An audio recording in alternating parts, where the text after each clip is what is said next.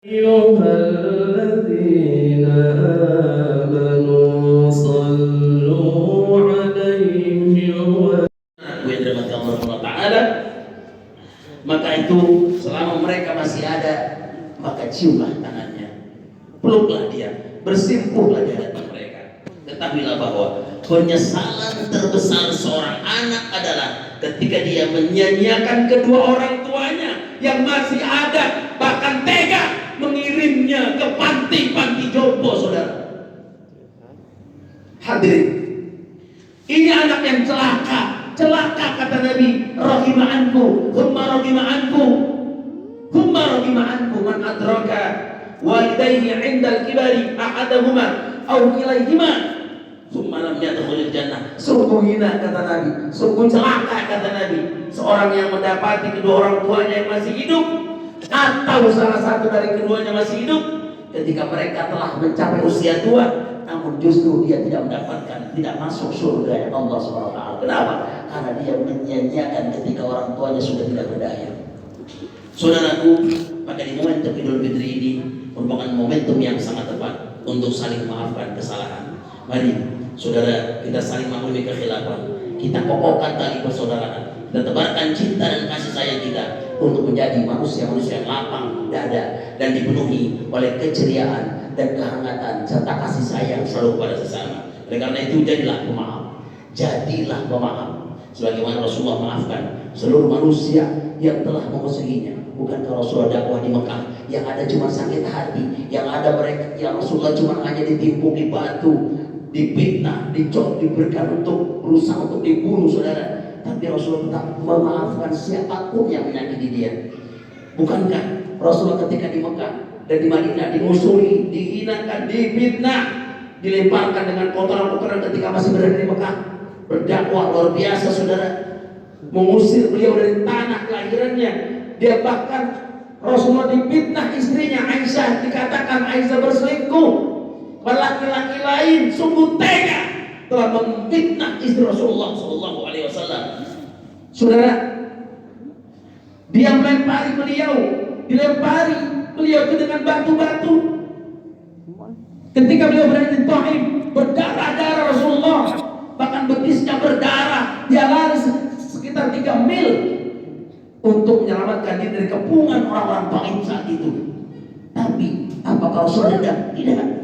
Ketika ada malaikat Jibril menawarkan, ya Rasulullah, bagaimana aku hancurkan di 2 gunung Taif ini agar mereka semuanya enyak dari muka bumi ini. Apa kata Rasulullah?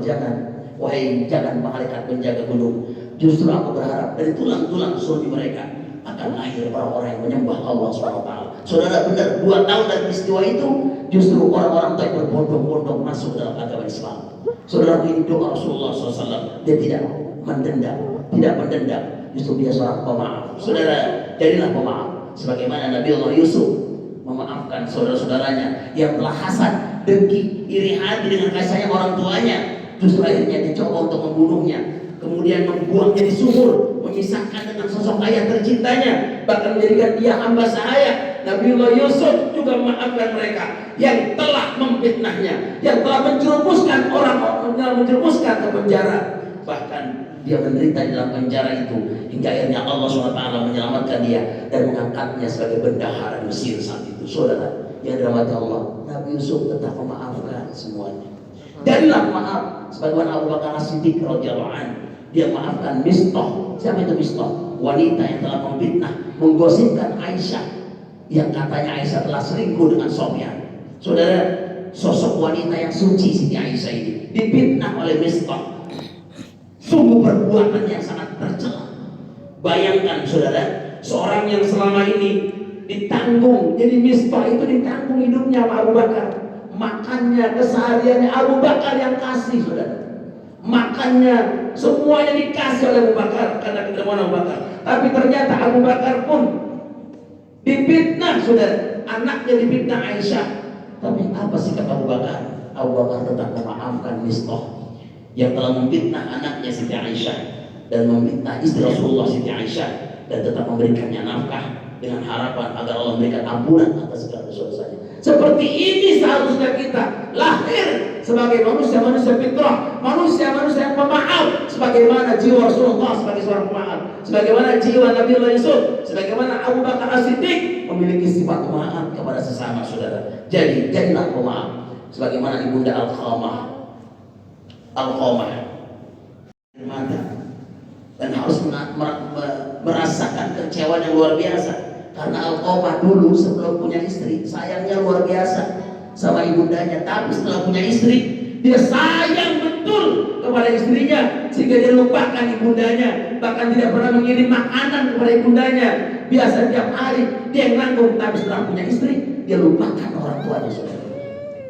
Dan ini membuat orang tuanya kelaparan. Dia ingin makan kurma saja nggak punya, dia ingin makan madu saja roti nggak punya saudara, karena dilupakan oleh Alqamah. Orang tuanya sakit hati. Akhirnya saudara, yang menjadikan Alqamah sulit ketika ruhnya keluar dari jasadnya. Tapi saudara, ketika berkali-kali dijemput ibunya untuk maafkan Alqamah, tidak mau. Dia tidak pernah punya anak namanya Alqamah. Dia tidak pernah punya anak sampai 3 kali dijemput oleh sahabat Rasulullah SAW. Tapi akhirnya kata Nabi bilang sama ibundanya, kalau Alqamah tidak dimaafkan maka akan membakarnya Alqamah. Maka saudara mendengar Alqamah dibakar, hati orang tuanya yang setelah disakitnya luluh. Jangan dibakar, sampaikan ke Rasulullah, aku akan datang melihat anakku Alqamah. Maka akhirnya datang dan dia mengatakan, nak, mama maafin semua kesalahan kamu. Barulah Alqamah bisa menghembuskan nafas terakhirnya dan mengucapkan kalimat La ilaha illallah Muhammadur Rasulullah. Saudara yang dirahmati Allah Subhanahu wa taala, maka jadilah pemaaf. Jangan biarkan hati ini dendam. Jangan biarkan hati ini selalu dipenuhi dengan amarah, menyengsarakan kita saudara hidup ini. Kalau amarah, dendam selalu disimpan dalam hati kita, menyempitkan dada kita saudara, dan ini akan membinasakan kita dalam menuju kehidupan yang abadi di akhirat kelak. Oleh karena itu kata Allah, khudil afwa wa'mur bil 'urfi wa'rid 'anil jahilin. Jadilah pemaaf, perintahkan orang-orang yang untuk berbuat ma'ruf dan berpalinglah dari orang-orang yang jahil. Semoga di hari yang suci ini, di fitri ini, kita semua bisa menjauhkan, menghilangkan, menghapus amarah dan dendam dalam diri kita. Saudara yang dirahmati Allah, sebelum saya tutup ada kisah menarik. Kisah ini adalah salah satu cerminan orang-orang yang bertakwa, dan itu dilakukan oleh baginda Rasulullah. Di mana di hari fitrah ini mungkin dari pelajaran buat kita. Ada seorang anak yatim. Kalau mungkin kita di tahun lalu ketika kita sholat, kita nengok ke kiri kanan kita, masih ada saudara kita ini tangan sana bermain lompat-lompat, sedangkan dia tidak bisa seperti mereka. Pakaiannya compang-camping, sudah puluhan hari nggak pernah diganti, hanya itu yang dia punya. Datang Rasulullah dan mengatakan, nah, kamu kenapa menangis, nak? Apa yang membuatmu gusar hati kamu? Apa kata anak kecil itu? Dia tidak menghadap Rasulullah, dia menghadap tembok karena sedih hatinya. Dia mengatakan, wahai Tuhan, bagaimana aku tidak menangis? Ibuku sudah menikah lagi dengan laki-laki lain dan memakan hartaku sehingga hartaku habis. Sementara ayahku sudah lebih dulu dipanggil oleh Allah, sudah tiada lagi. Lalu, apa kamu punya saudara? Tidak Tuhan, saya tidak punya saudara. Saya hidup sebatang kara, hanya saya. Apakah ibu masih peduli? Ibu saya sudah tidak peduli lagi dengan saya. Mendengar itu, tiba-tiba Rasulullah SAW, nah, maukah Muhammad sebagai ayahmu dan Aisyah sebagai ibundamu?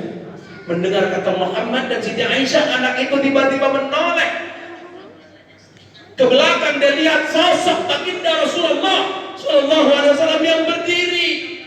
Kemudian dia peluk, wahai Rasulullah, aku mau menjadi anakmu, wahai Rasulullah. Aku rindu, orang tuaku sudah tidak ada lagi.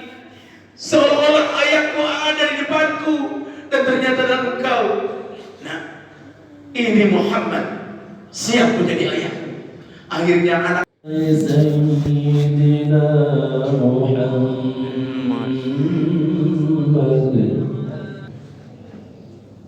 Allahu Akbar, Allahu Akbar, Allahu Akbar, Allahu Akbar, Allahu Akbar, Allahu Akbar, Allahu Akbar.